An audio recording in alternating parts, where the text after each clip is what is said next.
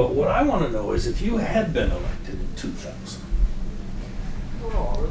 which some of us had hoped that would you have invaded Iraq?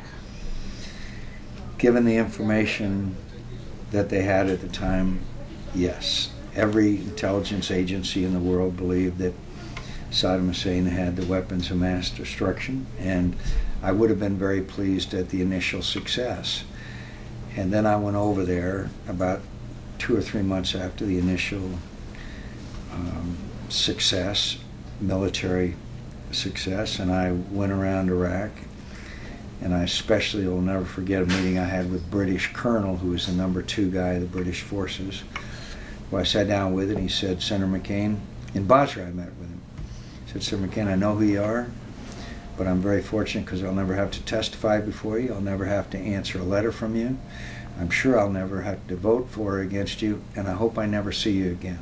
That's exactly what this guy said to me. He said, now I'm going to tell you what's going to happen here, unless you get some more boots on the ground, unless you do de-Baathification, unless you hire these former Army guys, unless you get these areas under control, unless you stop the looting and shoot people, unless you get these arsenals that people are just literally taking everything out of under control. I mean, the guy laid it out exactly as it transpired. I came back, I had breakfast. The only time I ever had breakfast with Rumsfeld, Myers, and the Chief of Staff of the Army, and I literally begged him to change the strategy. I criticized it for 3.5 years. I said it was going to fail.